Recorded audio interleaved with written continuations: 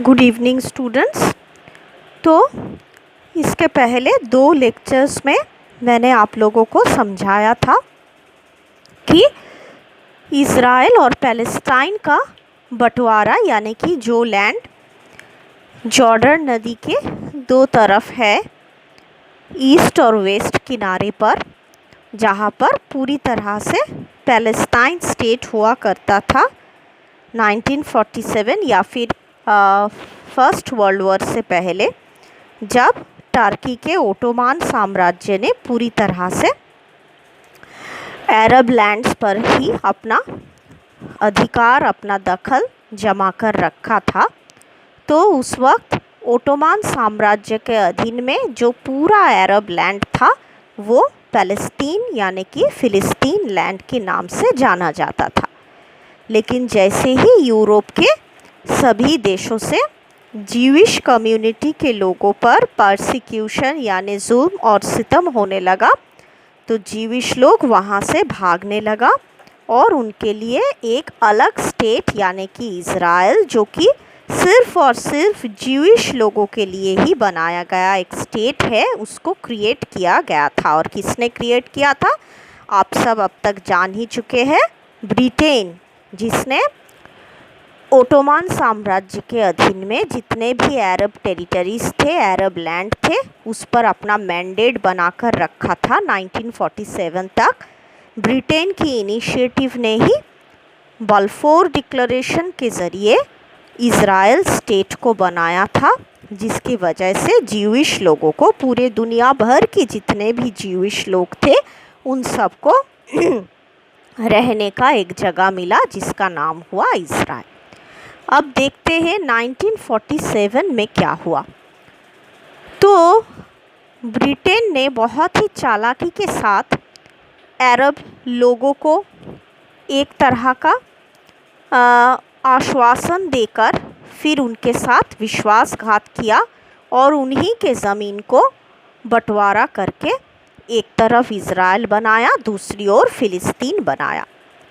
तो देखिए, on May 15, 1947, the General Assembly of the newly formed United Nations resolved that a committee, United Nations Special Committee on Palestine, be created to prepare for consideration at the next regular session of the Assembly a report on the question of Palestine. तो 15 मई 1947 में United Nations organisation की general assembly ने ये decision लिया, एक resolution लिया कि एक कमेटी बनाया जाए। कमेटी का नाम क्या होगा? United Nations Special Committee on Palestine. Okay, United Nations Special Committee on Palestine, इसको बनाया जाए किस मकसद से? To prepare for consideration at the next regular session of the assembly a report on the question of Palestine. तो इस कमेटी को खास तरह से बनाया जाएगा पैलेस्टाइन लैंड या पैलेस्टाइन स्टेट की क्रिएशन के ऊपर डिसाइड करने के लिए और इम्प्लीमेंट करने के लिए। ये जो कमेटी था, ये कमेटी कुछ देशों के प्रतिनिधि द्वारा बनाए गए थे। मतलब इस कमेटी में कुछ देशों की प्रतिनिधियां मौजूद रहना चाहिए था। जो देश था Australia, Canada, Czechoslovakia, Guatemala, India, Iran, Netherlands, Peru, Sweden, Uruguay और यूगोस्लाविया। उसके बाद क्या हुआ? ये जो रिपोर्ट सितंबर 3, 1947 में कमेटी ने एक रिपोर्ट दिया। तो जो कमेटी यूनाइटेड नेशंस की जनरल असेंबली ने बनाने के लिए कहा, वो कमेटी बना और वो कमेटी ने 3 सितंबर 1947 में एक रिपोर्ट पेश किया। उस रिपोर्ट के चैप्टर 7 में क्या हुआ? The majority of the committee proposed recommendations for consideration by the General Assembly that Palestine, with its present borders, following a transitional period of 2 years from September 1, 1947, shall be constituted into an independent Arab state, an independent Jewish state and the city of Jerusalem। तो देखिए, इस committee ने सितंबर 3, 1947 में जो report पेश किया, उस report की चैप्टर 7 में साफ साफ लिखा था कि ये जो अरब लैंड जिसको लेकर इतना झमेला, इतना कॉन्फ्लिक्ट, उस अरब लैंड को पूरी तरह से 3 हिस्सों में बांटा जाएगा। कौन कौन सी हिस्से? एन इंडिपेंडेंट अरब स्टेट, मतलब पैलेस्टाइन बनाया जाएगा उस लैंड पर जो कि एक इंडिपेंडेंट अरब स्टेट की हैसियत से रहेगा। फिर एक इंडिपेंडेंट ज्यूइश स्टेट यानी कि इज़राइल बनाया जाएगा, एंड द सिटी ऑफ जेरूसालेम। तो देखिए, जेरूसालेम को एक स्पेशल स्टेटस मिल रहा है, इज़राइल, पैलेस्टाइन और जेरूसालेम। तो जेरूसालेम को यहाँ पर ना ही पैलेस्तीन की कैपिटल कहा जा रहा है, ना ही इज़राइल की कैपिटल कहा जा रहा है, बल्कि इसका एक स्वतंत्र आइडेंटिटी, एक रिकग्निशन दिया जा रहा है और कहा जा रहा है ये जो पूरा अरब लैंड है इसको 3 हिस्सों में विभाजित करना चाहिए। Palestine an independent Arab land, Israel an independent Jewish land और the city of Jerusalem. The Arab state मतलब पैलेस्टीनियन स्टेट की बात हो रही है। आप लोग समझ पा रहे हैं ना? ये आपके जो नोट है उस नोट के पेज 5 का फर्स्ट पैराग्राफ में है, पढ़िए। The Arab state was supposed to comprise roughly 4,300 square miles and would contain a tiny Jewish population। तो जो पैलेस्टाइन स्टेट बनेगा अरब लोगों के लिए, उसका एरिया होगा 4,300 स्क्वायर माइल्स और उसके अंदर एक बहुत ही छोटी सी जीविश पॉपुलेशन रह सकता है। तो कौन सा पॉपुलेशन? जो जीविश लोग पहले से ही आके वहाँ पे अपना घर, अपना बसेरा बना लिया है, उनको वहाँ से हटाया नहीं जाएगा। तो बावजूद इस बात की कि वो सब पैलेस्टाइन के अंदर आ रहे हैं, फिर भी क्योंकि वो वहाँ पर बहुत दिनों से रहते हैं, तो इसलिए उस ज्यूइश पॉपुलेशन को पैलेस्टाइन यानी कि अरब स्टेट में रहने का अनुमति है। द ज्यूइश स्टेट मतलब इज़राइल, वो कौन सा स्टेट होगा? The Jewish state was supposed to be roughly 5,700 square miles in size। तो इज़राइल नाम का जो ज्यूइश स्टेट बनेगा उसका एरिया क्या होगा? 5,700 square miles and was supposed to contain a sizable Arab minority population। तो इस ज्यूइश स्टेट में भी एक छोटा सा अरब पॉपुलेशन रहेगा, क्योंकि जिन अरब्स ने यहाँ पर बहुत पहले से ही अपना बसेरा बनाकर रखा है, उन्हें यहाँ से हटाया नहीं जाएगा, वो यहीं पर रहेंगे। Neither state would be contiguous. तो इसका क्या मतलब होगा? मतलब ये जो 2 स्टेट बनेगा, अरब इज़राइल और पैलेस्टाइन, ये अपने आप को पूरी तरह से एक दूसरे से सेपरेट नहीं रख पाएगा। मतलब जैसे इंडिया और बांग्लादेश है, मतलब यहाँ का बॉर्डर काफ़ी पोरस है, बहुत सारे ट्रांजिट रूट्स है जहाँ से बांग्लादेश से लोग इधर आ सकते हैं, ठीक उसी तरह यहाँ से लोग बांग्लादेश जा सकते हैं। ठीक उसी तरह पैलेस्टाइन और इज़राइल में भी ऐसा ही एक बॉर्डर बना रहेगा, अरब से मतलब पैलेस्टाइन से इज़राइल और इज़राइल से पैलेस्टाइन जाने का रास्ता हमेशा खुला रहेगा। और क्या होगा? Jerusalem and Bethlehem were to be put under the control of the United Nations. तो जेरूसलम मतलब जिसमें मुस्लिमों का अल अक्सा मॉस्क है, ज्यूइश लोगों के लिए temple of the Jewish community यानी कि किंग सोलोमन का टेम्पल है, और क्रिश्चियन लोगों के लिए जीसस क्राइस्ट का बर्थ प्लेस है। इन 3 महत्व रखने वाला जेरूसलम को एक स्पेशल स्टेटस के साथ यूनाइटेड नेशंस के अथॉरिटी के अंडर ही रखा जाएगा। मतलब जेरूसलम पर ना ही पैलेस्तीन का एक्सक्लूसिव कोई क्लेम रहेगा और ना ही इज़राइल का कोई एक्सक्लूसिव क्लेम रहेगा। Neither side was satisfied with the partition plan, लेकिन ये जो पार्टीशन प्लान बनाया गया, उस पार्टीशन प्लान से ना ही अरब पॉपुलेशन खुश थे, ना ही ज्यूइश पॉपुलेशन खुश थे। वजह क्या है? The Jews disliked losing Jerusalem, which had a majority Jewish population at that time, and worried about the tenability of a non-contiguous state. However, most of the Jews in Palestine accepted the plan, and the Jewish agency campaigned fervently for its approval. तो Jewish लोग जेरूसालेम को अपने हाथों से जाना नहीं देना चाहता था। उनको लगता था कि जेरूसालेम में ज्यूइश पॉपुलेशन ही मेजॉरिटी कम्युनिटी है, तो फिर क्यों जेरूसालेम इज़राइल को नहीं मिलेगा। लेकिन दूसरी ओर अरब लैंड में यानी पैलेस्टाइन के अंदर जितने भी ज्यूइश कम्युनिटीज़ थे, उनको ये प्लान पसंद आया और वो चाहते थे जल्द से जल्द ये प्लान इम्प्लीमेंट हो जाए। उसके बाद देखिए कुछ और लोग थे जो इस प्लान से खुश नहीं थे। The more extreme Jewish group such as the Irgun rejected the plan. तो जो कट्टरवादी ज्यूइश थे उसने इस प्लान को रिजेक्ट कर दिया। The Arab leadership argued that it violated the rights of the minority of the people in Palestine, which at the time was 67% non-Jewish and 33% Jewish.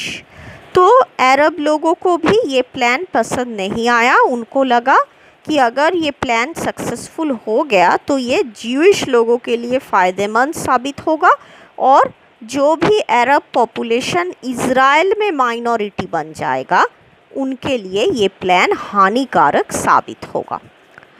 तो Arab leaders ने क्या मांग किया? कौन सी चीज़ की मांग किया? Arab leaders argued a large number of Arabs would be trapped in the Jewish state, and every major Arab leader objected in principle to the right of the Jews to an independent state in Palestine, reflecting the policies of the Arab League. तो अरब लोगों को ये बात पहले से ही नामंजूर था कि उनके जगह जो लैंड को सदियों से अरब पॉपुलेशन ने ही इनहैबिट करके रखा था, उस लैंड में उनके बीच एक ज्यूइश स्टेट इज़राइल बनेगा, इस बात से वो पहले से ही नाखुश था। और उनको लगा कि अगर जनरल असेंबली की इस कमेटी द्वारा बनाए हुए ये 2 स्टेट का प्लान सच में इम्प्लीमेंटेड हुआ तो अरब पॉपुलेशन जैसे इज़राइल नाम की इस ज्यूइश स्टेट की कब्ज़े में गिरफ्तार होके रह जाएगी, उनकी कोई इंडिपेंडेंट एग्जिस्टेंस नहीं रहेगी। तो देखिए उन्होंने जिस डर से इस प्लान को ना किया था वो डर अब सच हो गया, क्योंकि अभी इज़राइल ने इतना सारा ज़मीन अरब लोगों का दखल कर लिया है कि सच में पैलेस्तीन का परिस्थिति अब एक जेल जैसा बन गया है, जिसमें पैलेस्तीनी नागरिक जैसे इज़राइल की गिरफ्त में कैद होकर रह गए हैं। तो ये बात पहले से ही अरब लीडर्स ने सोचा था, विचार किया था, जिसलिए इन्होंने जनरल असेंबली द्वारा बनाए इस कमेटी के प्लान को अप्रूव नहीं किया था।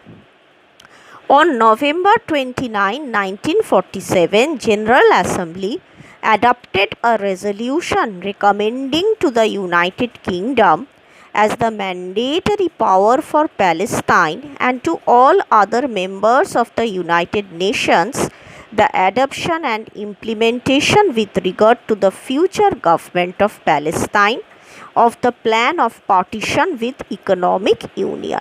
Okay, तो नवंबर 29, 1947 में जनरल असेंबली ने क्या कहा? यूनाइटेड किंगडम को, ब्रिटेन को आदेश दिया कि जल्द से जल्द आप पैलेस्टाइन में फ्यूचर गवर्नमेंट कैसा होगा उसका एक स्ट्रक्चर बनाइए। तो ब्रिटेन को ही ये काम क्यों सौंपा गया? क्योंकि ब्रिटेन ने तब तक पैलेस्टाइन लैंड पर अपना मैंडेट यानी कि अपना पॉलिटिकल अथॉरिटी बनाकर रखा था। तो इसलिए ब्रिटेन को ये दायित्व दिया गया कि वो पैलेस्टाइन का फ्यूचर गवर्नमेंट का स्ट्रक्चर बना दे। 33 states voted in favor of the resolution while 13 countries opposed it। तो 33 states मतलब यूएन जनरल असेंबली के 33 सदस्य राष्ट्र ने इस प्लान को सपोर्ट किया, लेकिन कुछ 13 कंट्रीज ने इस प्लान को अपोज कर दिया। कौन सा प्लान? वही कि अरब लैंड को पैलेस्टाइन, इज़राइल और जेरूसलम में डिवाइड किया जाए। तो इसको 33 देशों ने अनुमति दे दी, लेकिन 13 देशों ने इसको अप्रूव नहीं किया। Okay, the Yishuv accepted the plan. तो यूशुफ मतलब ज्यूइश कम्युनिटी ने इस प्लान को एक्सेप्ट कर लिया, क्योंकि ये प्लान उनके प्रति पक्षपाती उनको लगा कि ये प्लान उनके स्वार्थ को सुरक्षित रखता है, तो उसने फौरन इसको अपना लिया। उन्हें सिर्फ एक ही बात पर हिचकिचाहट था कि जेरूसलम उनका अपना नहीं रहा, वो यूएन के अथॉरिटी के अंडर एक सिटी बनकर रह गया। सिर्फ इस बात से आपत्ति था, otherwise the plan was absolutely okay for the Jewish community. लेकिन अरब कंट्रियों ने सब ने मिलकर इस प्लान को पूरी तरह से रिजेक्ट कर दिया। तो देखिए, the Arab countries proposed to query the International Court of Justice on the competence of General Assembly to partition a country against the wishes of the majority of its inhabitants, but were again defeated। तो अरब people ने पूरी तरह से इस plan को reject किया और सीधा इंटरनेशनल कोर्ट ऑफ जस्टिस में जाकर एक केस फाइल कर दिया, ये इंक्वायरी करके कि क्या जनरल असेंबली को कोई हक है कि वो एक लैंड को इस तरह से विभाजित करके मेजॉरिटी पॉपुलेशन के स्वार्थ के खिलाफ जाके ऐसा कोई प्लान बनाकर एक देश को ऐसे डिवीज़न कर दे। क्या जनरल असेंबली को सच में ऐसा हक या अथॉरिटी है? तो ये पूछकर अरब देशों ने सब ने मिलकर इंटरनेशनल कोर्ट ऑफ जस्टिस में एक पिटीशन फाइल किया, लेकिन वो वहाँ भी ये सब अरब देश हार गए नेचुरली, क्योंकि इंटरनेशनल कोर्ट ऑफ जस्टिस में कौन कौन सा देशों का राज चलता है? वही ब्रिटेन, फ्रांस, अमेरिका, बड़े बड़े देश जो कि सभी पूरे दुनिया भर की इंटरनेशनल पॉलिटिक्स की नियम विधि सब तय करते हैं। उन्हीं लोगों का प्रतिनिधि बैठा है इंटरनेशनल कोर्ट ऑफ जस्टिस में। तो नेचुरली पैलेस्टीनियन अरब्स ने जो क्वेश्चन वहाँ पे उठाया उसमें इन लोगों को हारना पड़ा और ये प्लान कामयाब हो गया। अब देखिए 1947-1948 वॉर। तो जाहिर सी बात है, जैसे ही इज़राइल को बना दिया गया, अरब पॉपुलेशन की स्वार्थ को ना देखते हुए तभी से इज़राइल और पैलेस्टीनियन अरब स्टेट के बीच जंग शुरू हो गया। तो पहला जंग कब हुआ? पहला जंग 1948 में हुआ। तो क्या हुआ? Fighting began almost as soon as the resolution of November 29, 1947 was approved। तो जैसे ही ये प्लान अप्रूव हो गया तभी से फाइटिंग शुरू हो गया। तब क्या हुआ?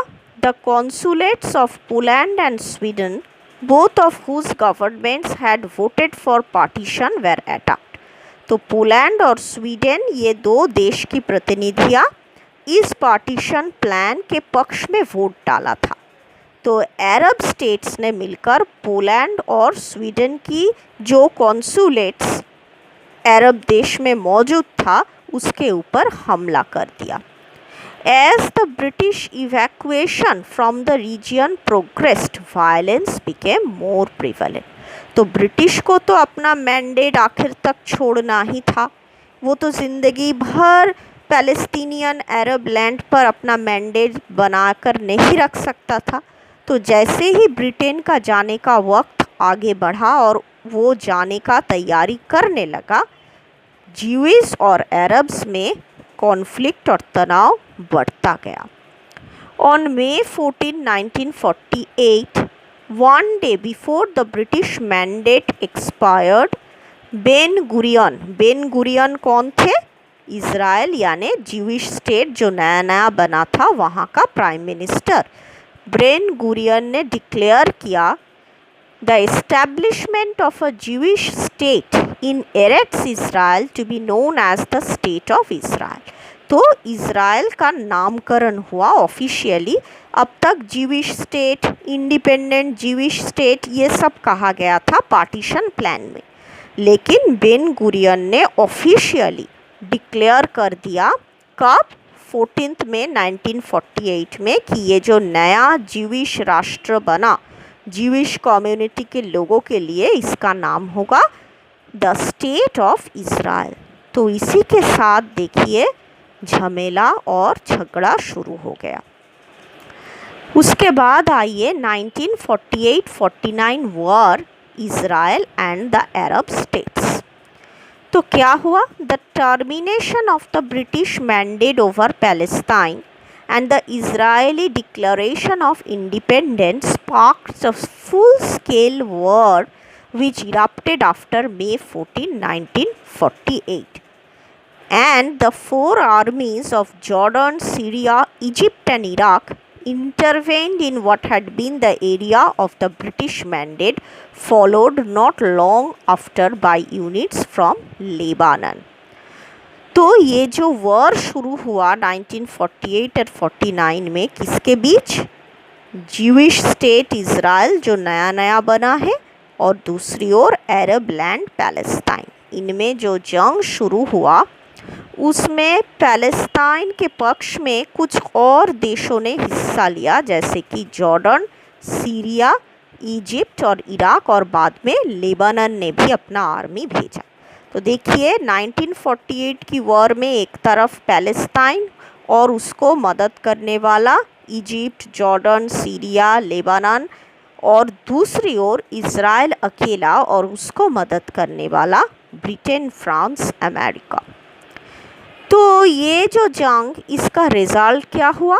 The war resulted in an Israeli victory. Naturally मैंने पहले ही आपको कहा था जितने भी जंग पैलेस्टाइन और इज़राइल के बीच हुआ है सब में इज़राइल का ही जीत हुआ। Victory was on behalf of, on the side of Israel, क्योंकि उसके पास अमेरिका, ब्रिटेन और फ्रांस जैसे बड़े बड़े पावर्स का हाथ उनके सर पर था।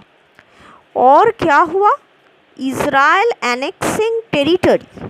तो इज़राइल ने अपना टेरिटरी को और भी बढ़ा लिया। किस तरह से? annexing territory beyond the partition borders for a proposed Jewish state and into the borders for a proposed Palestinian Arab state. तो जो लैंड्स प्रपोज किया गया था पैलेस्टाइन के अंतर्गत के रूप में, यानी पार्टीशन प्लान में पैलेस्टाइन के हिस्से में जो लैंड रखा गया था, वहाँ से बहुत सारे लैंड को इज़राइल ने अपने हिस्से में कब्ज़ा करके ले लिया। तो ये जंग ख़त्म कैसे हुआ? ये जंग ख़त्म हुआ 1949 में, जब जॉर्डन, सीरिया, लेबनान और इजिप्ट ने मिलकर एक आर्मिस्टीज एग्रीमेंट साइन किया इज़राइल के साथ। The remaining territories Gaza Strip and West Bank were occupied by Egypt and Transjordan respectively. Jordan also annexed East Jerusalem while Israel administered West Jerusalem. In 1950, the West Bank was unilaterally incorporated into Jordan. तो Palestine के हिस्से में जो land था उसको कब्ज़ा कर लिया पहले इजिप्ट ने। तो इजिप्ट ने कौन कौन सा टेरिटरी ले लिया? गाज़ा स्ट्रिप और वेस्ट बैंक। और जॉर्डन ने क्या क्या एनेक्स किया? ईस्ट जेरूसालेम जॉर्डन के हक में गया और इज़राइल ने वेस्ट जेरूसालेम पर कब्ज़ा बनाकर रखा। तो इस जंग के वजह से हुआ क्या? बहुत सारे अरब्स रेफ्यूजी बन गए, क्योंकि देखिए जैसे ही इज़राइल ने पैलेस्टाइन के हिस्से में जो भी लैंड्स था उनमें से बहुत सारे लैंड्स को कब्ज़ा करके अपना लिया, तो वहाँ जितने भी अरब पॉपुलेशन का बसेरा था उनको वहाँ से हटाया गया। तो अरब पॉपुलेशन जिनको बेघर कर दिया गया वो रेफ्यूजी बन गए। तो between 7 lakhs and 7,50,000 Palestinian Arabs fled or were expelled from the area that became Israel and became what is known as today the Palestinian refugees। तो इज़राइल की कब्ज़ा किए गए ज़मीन पर जो भी अरब पॉपुलेशन थे वो बेघर होकर पैलेस्टीनियन रिफ्यूजीज़ बन गए, और वो कहाँ कहाँ जाके आसरा लेने लगा। नेबरिंग जो अरब स्टेट्स था, इजिप्ट, जॉर्डन, सीरिया, इन सब स्टेट्स में जाकर वो आसरा ढूंढने लगा। तो 1948 वॉर के बाद कुछ फ़लस्तीनी रिफ्यूजीज़ वेस्ट बैंक के कुछ कैंप्स में रिफ्यूजी बनकर रहने लगा, फिर गाजा स्ट्रिप में रहने लगा। तो उस वक्त देखिए वेस्ट बैंक था एक जॉर्डनियन कंट्रोल्ड टेरिटरी और गाजा स्ट्रिप था एक इजिप्शियन कंट्रोल्ड टेरिटरी। तो इजिप्ट में, जॉर्डन में सब रेफ्यूजी बनकर रहने लगे और सीरिया में भी रिफ्यूजी बन गए। And some of those Palestinians, देखिए आपकी नोट के पेज 7 में first paragraph, and some of those Palestinians who had remained in Israel were declared infiltrators by Israel and were deported। तो इज़राइल के अंदर जितने भी पैलेस्टीनियन लोग अपना बसेरा बनाकर रहते थे उन सबको इनफिल्ट्रेटर्स का करार दिया गया। तो इनफिल्ट्रेटर्स मतलब क्या है? जो नाजायज़ तौर पे कोई देश में घुस आता है और वहाँ पे ज़बरदस्ती रहने लगता है, मतलब घुसपैठिया, नाजायज़ तौर पे आए हुए घुसपैठिया। कौन बन गए ये घुसपैठिया? जितने भी पैलेस्टीनियन फैमिलीज़ इज़राइल के अंदर रहते थे उन्हें इनफिल्ट्रेटर्स यानी घुसपैठिया डिक्लेयर करके इज़राइल ने उन्हें भी अपने घर से बेघर कर दिया। तो वो सब भी जाके पैलेस्टीनियन रिफ्यूजीज़ में शामिल हो गए। तो देखिए 1948 का जो जंग, उसका नतीजा कितना डिस्ट्रक्टिव और कितना मतलब ह्यूमैनिटी के लिए भी ये वॉर बहुत ही ख़तरनाक साबित हुआ। ये जो इतने सारे पैलेस्टीनियन रिफ्यूजीज़ पैदा हो गए वो इंटरनेशनली एक ह्यूमैनिटेरियन क्राइसिस क्रिएट कर दिया। उसके बाद आया एक दूसरा जंग, मतलब जैसे ही अरब देश और पैलेस्टाइन इज़राइल के सामने हार गए, वो अपना हार का बदला लेने के लिए दोबारा इज़राइल पर आक्रमण किया 1967 में, जिसको आप 6 Day वॉर यानी 6 दिन तक हुए जंग के नाम से जानते हैं। तो क्या हुआ? In 1967, after years of Egyptian-aided Palestinian Fidai attacks stemming from the Gaza Strip, तो 1949 के बाद से लेकर 1967 तक ये जो पूरा टाइम स्पैन है इसमें पैलेस्टीनियन अरब्स ने इज़राइल पर अपना हमला जारी रखा था। किस तरह से? इन हमलाओं को कहा जाता है फ़िदाए अटैक्स। देखिए फ़िदाए अटैक्स, तो ये फ़िदाए अटैक्स कौन करता था? पैलेस्टीनियन अरब्स जिनको रेफ्यूजी बनकर बेघर बनना पड़ा था। और किनके मदद से ये फ़िदाए अटैक्स इज़राइली लोगों पर किया करता था? इजिप्शियन, मतलब इजिप्ट के सरकार के मदद से पैलेस्टीनियन रिफ्यूजी लोग इज़राइली ज्यूज़ पर फ़िदाए अटैक्स करता रहता था। द इजिप्शियन एक्सपल्शन ऑफ यूनेफ, तो यूनेफ क्या था? United Nations emergency fund. United Nations ने पैलेस्टीनियों जो रेफ्यूजीज़ थे, अरब रेफ्यूजीज़ की देखभाल के लिए एक प्रोग्राम या फंड बनाया था जिसका नाम था यूनाइटेड नेशंस इमरजेंसी फंड। लेकिन इजिप्ट ने उस फंड को अपने टेरिटरी से बाहर निकाल दिया था गुस्से में कि आपने जिस लोगों की जो सब लोग आपकी वजह से आज रिफ्यूजी बन गए हैं, वही लोगों को खिलाने पिलाने के लिए, मेडिसिन का सप्लाई देने के लिए आपने ये जो इमरजेंसी फंड बनाया है, इसकी कोई ज़रूरत नहीं। तो इजिप्ट ने यूनाइटेड नेशंस इमरजेंसी फंड को अपने टेरिटरी से निकाल दिया था।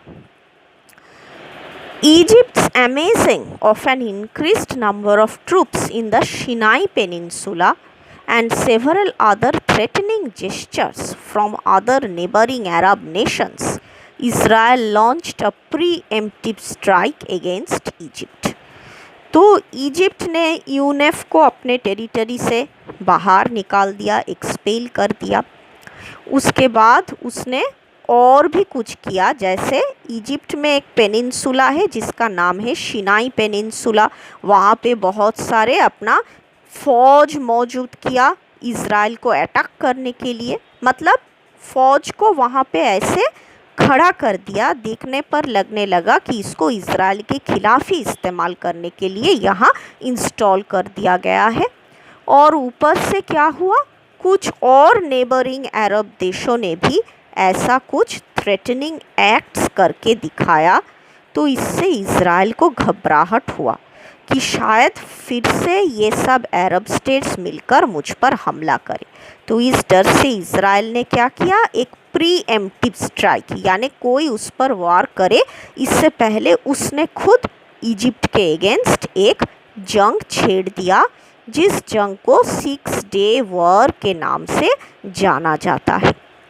तो इस 6 डे वॉर के अंत में क्या हुआ, फिर से ये जंग इज़राइल के पक्ष में ही गया, इज़राइल को जीत मिला। और इज़राइल ने किया क्या, Israel had captured among other territories the Gaza strip from Egypt and West bank from Jordan. तो इज़राइल ने इस जंग के दौरान इजिप्ट से वेस्ट बैंक और जॉर्डन से इजिप्ट से गाज़ा स्ट्रिप और जॉर्डन से वेस्ट बैंक को छीन लिया और ईस्ट जेरूसलम पर भी इज़राइल ने अपना कब्जा कर लिया। Shortly after Israel seized control over Jerusalem, Israel asserted sovereignty over the entire city of Jerusalem, and the Palestinian residents of East Jerusalem were given a permanent residential status in Israel. तो Israel ने ना ही waste Bank और Gaza को Egypt और Jordan से छीन लिया, बल्कि पूरा जेरूसलम सिटी पर भी अपना कब्जा कर लिया। और जेरूसलम में जितने भी अरब पैलेस्टीनियन लोग रहते थे, उन सबको इज़राइल की रेसिडेंशियल स्टेटस दे दिया। मतलब जेरूसलम पूरी तरह से इज़राइल की गिरफ्त में आ पहुंचा। The status of the city as Israel's capital and the occupation of the West Bank and Gaza created a new set of contentious issues in the conflict. तो जाहिर सी बात है, वेस्ट बैंक, गाज़ा और Jerusalem को जैसे ही Israel ने अपने गिरफ्त में ले लिया, इंटरनेशनल पॉलिटिक्स में बहुत सारे नए नए कॉन्फ्लिक्ट के इश्यूज़ बन गए। मतलब जो partition plan United Nations general assembly द्वारा बनाए हुए कमेटी ने तैयार किया था सितंबर 1947 में, उस पार्टीशन प्लान को जैसे हवा में उड़ाकर इज़राइल ने पैलेस्टाइन के हिस्से में जो जो टेरिटरी जाना चाहिए था, उन सबको अपने गिरफ्त में कर लिया। Following the 6-day war, the United Nations Security Council issued a resolution with a clause affirming the necessity for achieving a just settlement of the refugee problem. तो जैसे ही 1967 का ये 6-डे जंग ख़त्म हुआ, यूनाइटेड नेशंस सिक्योरिटी काउंसिल ने Israel, Palestine और सभी अरब स्टेट्स को बुलाया कि रिफ्यूजी क्राइसिस जो क्रिएट हुआ है इस जंग के दौरान, उसको सॉल्व किया जाए। At the end of August 1967, Arab leaders met in Khartoum. तो अरब लीडर्स मतलब यहाँ किस किस का जिक्र हो रहा है? मेनली इजिप्ट, जॉर्डन, सीरिया और फिलिस्तीनी अरब पॉपुलेशन जो थे वो सब अगस्त 1967 में खार्टूम, खार्टूम कहाँ पर है? सूडान का कैपिटल है खार्टूम। तो खार्टूम में एक कॉन्फ्रेंस में मीट किया to discuss the Arab position towards Israel, कि आगे जाके इसराइल के प्रति अरब स्टेट्स का बिहेवियर कैसा होगा, क्या अरब स्टेट्स कभी भी इसराइल को स्वीकार कर पाएंगे, इस बारे में बातचीत करने के लिए, डिसीजन लेने के लिए खार्टूम में इस कॉन्फ्रेंस में मीट किया। दे रीच्ड कॉन्सेंसस, वो लोग एक सहमति पर आए कि there should be no recognition, no peace and no negotiations with the state of Israel, the so-called three numbers। तो देखिए खार्टूम में अरब लीडर्स ने यानी कि जॉर्डन, सीरिया, इजिप्ट और पैलेस्तीनी अरब पॉपुलेशन ने साफ साफ इनकार कर दिया कि इज़राइल के साथ कोई बातचीत नहीं, कोई पीस नहीं, कोई रेजोल्यूशन नहीं, इज़राइल के साथ कुछ भी नहीं। मतलब वो लोग इज़राइल की अस्तित्व को, उसकी एग्जिस्टेंस को स्वीकार करने से ही इनकार कर रहे थे। Following years of attacks by the Palestinian Fidayeen, the Palestine Liberation Organization यानी कि PLO was established in 1964। तो देखिए पैलेस्तीनी पॉपुलेशन इजरायली ज्यूस पर अपना हमला बरकरार रखा था फिदाइन अटैक्स के ज़रिए, और इन्हीं फिदाइन अटैक्स चलता रहा जिसके वजह से पैलेस्टीनियन फिदाए अटैकर्स का अपना एक संगठन बना जिसका नाम हुआ पैलेस्टाइन लिबरेशन ऑर्गेनाइजेशन। इसका मकसद क्या था? Liberation of Palestine through armed struggle. तो कहाँ से पैलेस्टाइन को लिबरेट करना है? इज़राइल के चुंगल से। गाज़ा, वेस्ट बैंक, जहाँ पर पैलेस्टाइन का स्टेट बनना चाहिए था, यूएन के पार्टीशन प्लान के मुताबिक ये जो गाज़ा, वेस्ट बैंक, इन सब को तो पैलेस्टाइन के अंदर होना चाहिए था, लेकिन इज़राइल ने जंग करके इन सब को अपना कब्ज़े में ले लिया था। तो इन सब को इज़राइल की चुंगल से छुड़ाने के लिए जो ऑर्गेनाइजेशन बना उसी का नाम था पैलेस्टाइन लिबरेशन ऑर्गेनाइजेशन। ओके, तो उसके बाद क्या हुआ? The defeat of the Arab countries in the Six-Day War prompted fractured Palestinian political and militant groups to give up any remaining hope that they had placed in Pan-Arabism। तो Pan-Arabism एक तरह का अरब nationalism था जिसका मकसद था कि Palestinian lands, अरब lands को समेटकर एक जगह लाकर पैलेस्टाइन स्टेट बनाना है। लेकिन वो नेशनलिज्म जो कि एक नॉन वायलेंट और पीसफुल नेशनलिज्म होना चाहिए था, उसको डिफीटेड होना पड़ा, उसको हारना पड़ा, और पीएलओ के फिदाए अटैक्स पर ही पैलेस्टीनियन लोग अब भरोसा ज़्यादा करने लगा। In July 1968, armed non-state actors such as Fatah and the Popular Front for the Liberation of Palestine achieved the majority of the Palestinian National Council votes, and on February 3, 1969, at the Palestinian National Council in Cairo, the leader of Fatah, Yasser Arafat, was elected as the chairman of the PLO। Okay, तो Palestine की political administration संभालने के लिए एक administrative organ बनाया गया था जिसका नाम था पैलेस्टीनियन नेशनल काउंसिल, और इसका ऑफिस कहाँ पर था? कायरो, इजिप्ट के कैपिटल में। तो पैलेस्टीनियन नेशनल काउंसिल में जब इलेक्शन हुआ 1969 में, तब क्या देखा गया? जो मॉडरेट और पैन अरब नेशनलिस्ट लीडर्स थे वो लोग हार गए, और जीते कौन? जो मिलिटेंट और फिदाए टैक्टिक्स पर यकीन करता था वो सब लोग। तो देखिए, दो ग्रुप्स की बात हो रही है। एक तरफ है फतह और दूसरी तरफ है popular front for the liberation of Palestine. ये असल में दो नॉन स्टेट एक्टर्स थे, दो ग्रुप्स थे जो कि फिदाए अटैक्स के ज़रिए इज़राइल को हराकर पैलेस्टाइन को इज़राइल के चुंगल से छुड़ाना चाहते थे।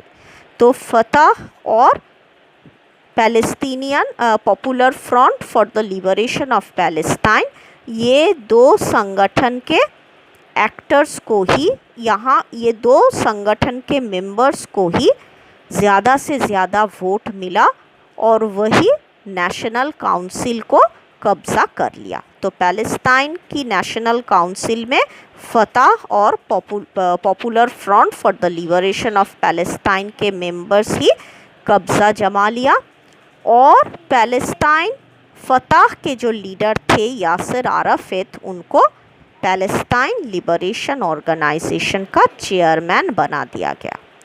तो शुरू से ही ये पैलेस्टीन लिबरेशन ऑर्गेनाइजेशन ने कौन कौन सा टैक्टिक्स अपनाया? Armed violence against the civilian and military targets in conflict with Israel. Okay, तो मतलब यासिर अराफात जिस दिन से पैलेस्टाइन लिबरेशन ऑर्गेनाइजेशन का चेयरमैन पोस्ट पे आया, पीएलओ का एक लौता मकसद बन गया इज़राइली ज्यूइश पॉपुलेशन के खिलाफ वायलेंस और बहुत ही ख़तरनाक कुछ टैक्टिक्स अपनाकर इज़राइल को मिटा देना, उसको अरब टेरिटरी से बेघर कर देना। इन द लेट 1960s 1960 की अंत में पैलेस्टीनियंस और जॉर्डानियन गवर्नमेंट के बीच के जो तनाव था वो थोड़ा बढ़ गया।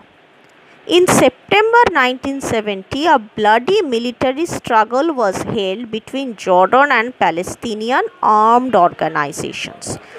तो जॉर्डन और पैलेस्टीनियन ऑर्गेनाइजेशंस के बीच एक बहुत बड़ा कॉन्फ्लिक्ट तनाव शुरू हुआ सितंबर 1970 में।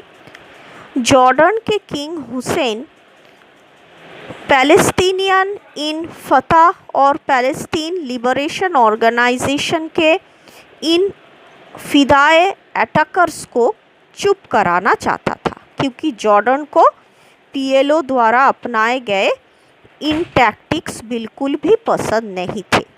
तो नेचुरली जॉर्डन ने काफ़ी बार कोशिश किया था पीएलओ को ऐसे फिदाए हमले से रोकने की, लेकिन ये बात पीएलओ और यासिर अराफात को अच्छा नहीं लगा था, जिस वजह से जॉर्डन के किंग हुसैन और पैलेस्तीनी पीएलओ के बीच तनाव शुरू हो गया था। तो जॉर्डन और पैलेस्टीनियंस के बीच जो कॉन्फ्लिक्ट शुरू हुआ था वो जुलाई 1971 तक चला, लेकिन आखिर तक जॉर्डन ने क्या किया, जब उसने देखा कि पीएलओ की फिदाए हमले को वो रोक नहीं पा रहा है, तो जॉर्डन ने अल्टीमेटली पीएलओ को अपने टेरिटरी से बाहर निकाल दिया। तब पीएलओ ने अपने सारे काम काज और अपना ऑफिस कहाँ पे शिफ्ट कर दिया? लेबानन में। A large number of Palestinians immigrated to Lebanon after Black September and joined the tens of thousands of Palestinian refugees already there. तो जॉर्डन के राजा ने जब पैलेस्टीनियन लिबरेशन ऑर्गेनाइजेशन को वहाँ से जाने के लिए कह दिया, तो पीएलओ ने जाकर लेबानन में आसरा लिया और लेबानन में जितने भी पैलेस्टीनियन रिफ्यूजीज़ मौजूद थे उनके साथ हाथ मिलाकर उनको भी अपने ऑर्गेनाइजेशन के अंतर्गत बनाकर पीएलओ ने क्या किया, फिर से फिदाए अटैक्स को इज़राइल पर जारी कर दिया। The centre of PLO activity then shifted to Lebanon, where they established bases to stage attacks on Israel and launch an international terror campaign largely aimed at abducting airplanes. तो Lebanon को base बनाकर वहाँ से PLO ने Israel पर हमला शुरू कर दिया और उनका हमले का मेन एक्टिविटी क्या हुआ करता था? इज़राइल के जितने भी प्लेन्स लेबानन की एयर स्पेस से गुज़रता था उन प्लेन्स को हाईजैक करके प्लेन्स के जितने भी पैसेंजर्स उनको होस्टेज बना लेना। ओके, तो ऐसे पीएलओ अपना मिलिटेंट एक्टिविटीज़ लेबानन से जारी रखा। उसके बाद क्या हुआ देखिए, the 1969 Cairo agreement gave the Palestinians autonomy within the south of the country, increasing the Palestinian control of the area। तो 1969 में कायरो यानी इजिप्ट के साथ पैलेस्टीनियन नेशनल काउंसिल का एक एग्रीमेंट हुआ जिसके ज़रिए पैलेस्टीनियन अरब नागरिकों को कुछ आज़ादी और स्वतंत्रता मिला इजिप्ट के दक्षिण हिस्से में। उससे क्या हुआ, पैलेस्टाइन का कंट्रोल उस एरिया में बढ़ गया। किस एरिया में? इजिप्ट की दक्षिण क्षेत्र में पैलेस्टाइन का कंट्रोल थोड़ा बढ़ गया। The area controlled by the PLO became known by the international press and locals as the Fatah land, which created tensions with the local Lebanese and contributed to the 1975-1990 Lebanese Civil War। तो जैसे ही PLO को Egypt का दक्षिण हिस्से का control मिला, PLO ने उस लैंड को, उस दक्षिण हिस्से को इस्तेमाल करके इज़राइल पर हमला जारी रखा और ये जगह फतह लैंड यानी इजिप्ट की ये दक्षिणी हिस्सा फतह लैंड नाम से जाने गए। लेकिन इससे क्या हुआ, पीएलओ की इन लगातार फिदाए हमले की वजह से लेबानीज पॉपुलेशन और पैलेस्टीनियन के बीच कुछ टेंशन पैदा हुआ, जिस टेंशन की वजह से 1975 से लेकर 1990 तक लेबानन के अंदर एक सिविल वॉर चलता रहा। तो क्यों? लेबानन में पीएलओ ने जो हिस्से में अपना कब्ज़ा करके रखा था वहाँ बैठे हुए पैलेस्टीनियन रिफ्यूजीज़ का मदद से पीएलओ ने इज़राइल पर अटैक्स चलाता गया। लेकिन लेबानीज पॉपुलेशन को ये बात पसंद नहीं था, तो इसलिए लेबानन की पॉपुलेशन और पीएलओ और पैलेस्टीनियन रिफ्यूजीज़ में एक इंटरनल कॉन्फ्लिक्ट लेबानन के अंदर शुरू हुआ, जिसकी वजह से लेबानीज सिविल वॉर काफ़ी सालों तक चलता रहा। उसके बाद आता है द फेमस योम किप्पुर वॉर 1973 में, जहाँ पे सीरियन और इजिप्शियन आर्मीज़ ने मिलकर इज़राइल पर एक वेल प्लान्ड अटैक कर दिया। तो 1973 में रमज़ान का महीना चल रहा था। उसी महीने में अचानक ही इजिप्ट और जॉर्डन के आर्मी ने इजिप्ट और सीरिया के आर्मी ने मिलकर इज़राइल पर एक सोचे समझे हमला कर दिया, जिसको योम किप्पुर वॉर के नाम से जाना जाता है। तो इसमें क्या हुआ, ये जंग भी आखिर तक इज़राइल के विक्ट्री या इज़राइल के जीत के साथ ही ख़त्म हुआ।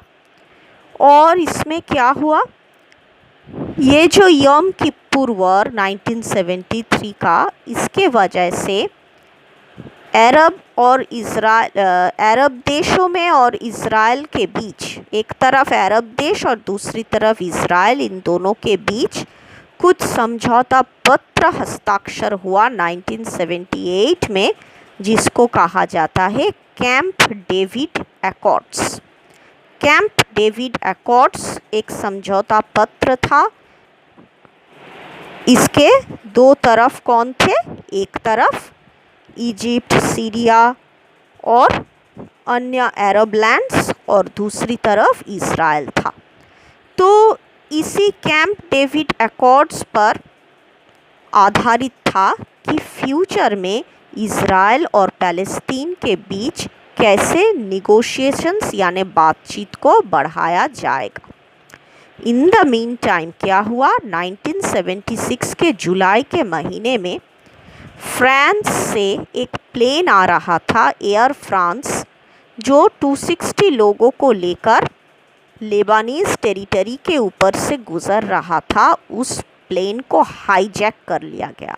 किसने हाईजैक किया? जाहिर सी बात है, पैलेस्टाइन लिबरेशन ऑर्गेनाइजेशन के एक्टिविस्ट्स ने, और कुछ जर्मन टेररिस्ट्स भी शामिल थे। दोनों ने मिलकर इस प्लेन को हाईजैक करके कहाँ ले गया? युगांडा में, अफ्रीका में मौजूद युगांडा में लेकर चले गए।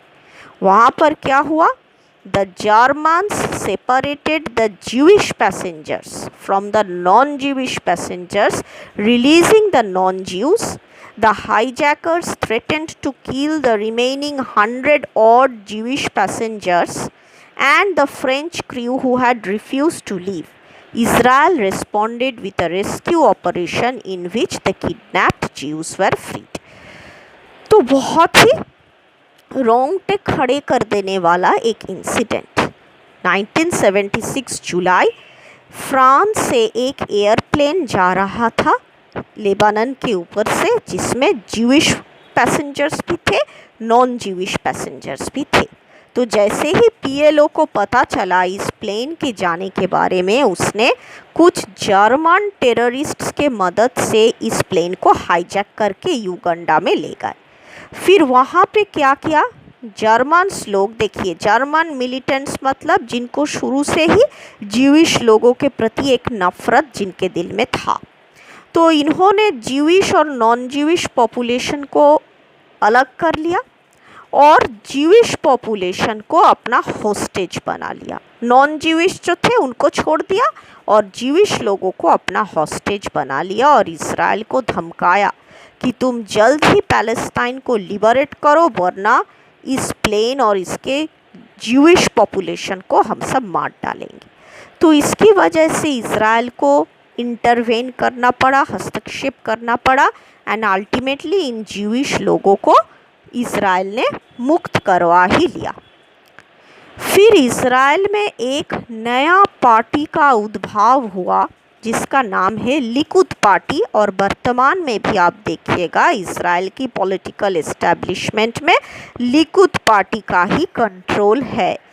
तो लिकुद पार्टी ने गवर्नमेंट फॉर्म किया 1977 में, जिसके वजह से क्या हुआ? वेस्ट बैंक और गाज़ा स्ट्रिप में ज्यूइश सेटलमेंट्स और भी बढ़ता चला गया। तो वेस्ट बैंक और गाज़ा किसके हिस्से में आना चाहिए according to the partition plan? Palestine के हिस्से में आना चाहिए। लेकिन वेस्ट बैंक और गाज़ा में इजराइल ने अपना लोगों का यानी ज्यूइश लोगों का सेटलमेंट्स यानी बसेरा बनाना शुरू कर दिया। तो लिकुद पार्टी जो थे वो पूरी तरह से एंटी पैलेस्टाइन, एंटी पीएलओ था, और उसने सोच कर समझ कर ही गाज़ा और वेस्ट बैंक में ज़्यादा से ज़्यादा ज्यूइश बसेरा बनाना शुरू कर दिया, ताकि अरब लोग, पैलेस्टीनियन लोग अपने घर से बेघर हो जाए और ज़्यादा से ज़्यादा रिफ्यूजी बन जाए। तो ये सब देखकर पैलेस्टाइन लिबरेशन ऑर्गेनाइजेशन और पैलेस्तीनी रेफ्यूजीज़, जिनका पीठ अब दीवार पर फेंक चुका था, उन्होंने क्या किया? उन्होंने एक अपराइजिंग यानी कि एक रिवोल्ट, एक बहुत ही खतरनाक और वायलेंट आंदोलन शुरू कर दिया जिसका नाम है इंतिफादा। इंतिफादा मतलब एक खतरनाक अपराइजिंग। पैलेस्टीनियन इंतिफादा इरप्टेड इन दिसंबर 1987। तो दिसंबर 1987 में पहला पैलेस्टीनियन इंतिफादा शुरू हुआ लिकुद पार्टी के ऐसे डिस्ट्रक्टिव एक्टिविटी की वजह से, और ये इंतिफादा चलता रहा 1991 तक, जबकि मैड्रिड कॉन्फ्रेंस हुआ। तो मैड्रिड यानी स्पेन का कैपिटल, यहाँ पे अरब स्टेट्स और इजराइल के बीच एक कॉन्फ्रेंस हुआ इस इंतिफादा को ख़त्म करके अरब टेरिटरी में और इज़राइल में शांति वापस लाने के लिए। तो it was partially spontaneous uprising, but by January 1988 it was already under the direction from the PLO headquarters in Tunis, which carried out ongoing terrorist attacks targeting the Israeli civilians.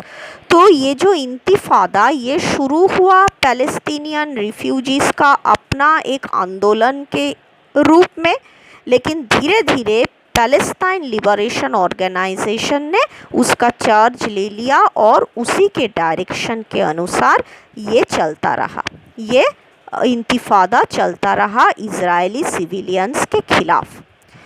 The riots escalated daily throughout the territories and were especially severe in the Gaza Strip. तो Gaza strip में ही ये इंतिफादा ज़्यादा से ज़्यादा powerful दिखाई देने लगा। तो इस इंतिफादा की वजह से क्या हुआ? A total 1551 Palestinians and 422 Israelis were killed. तो देखिए इंतिफादा में भी इजरायलीज कम मरे, पैलेस्टीनियन लोग ज़्यादा मरे, क्योंकि इजराइल के ऊपर हमेशा से पश्चिमी देश खास करके ब्रिटेन, फ्रांस और अमेरिका का हाथ रहने की वजह से इजराइल को नुकसान कम होता था, पैलेस्टाइन को नुकसान ज़्यादा होता था। और इस इंतिफादा के बाद 1987 में एक नया मिलिटेंट ऑर्गेनाइजेशन बना जिसका नाम हुआ हमास। इसको फाउंड यानी इस्टेब्लिश किसने किया? याहमेद यासिन को, इनके हाथों में हमास बना with Abdul Aziz al Rantisi. Okay, Abdul Aziz al Rantisi बन गया हमास का नेता। और हमास जो कि आज भी गाज़ा स्ट्रिप में अपना पॉलिटिकल कंट्रोल बनाकर रखा है, वो हमास नाम का संगठन बन गया। किस लिए बना? पैलेस्टीनियन रिफ्यूजीज़ पर, पैलेस्टीनियन अरब नागरिकों पर इज़राइल का हमला, पैलेस्तीनियों पर हो रहे लगातार नाइंसाफ़ी, इनके खिलाफ आवाज़ उठाने के लिए और आखिर तक पैलेस्तीन को इज़राइल की गिरफ्त से लिबरेट करने के लिए हमास नाम का ये संगठन बना, जिसने क्या किया? ऐलान किया कि हमें इज़राइल के खिलाफ आर्म्ड रेजिस्टेंस और बढ़ाना है, इज़राइल को और भी ज़्यादा से ज़्यादा अटैक करना है ताकि पैलेस्टीनियन लोगों पर हो रहे नाइंसाफ़ी का अंत हो। तो आज यही तक, फिर इस लेक्चर का अगला हिस्सा हम लोग अगले लेक्चर में आपको बताएंगे।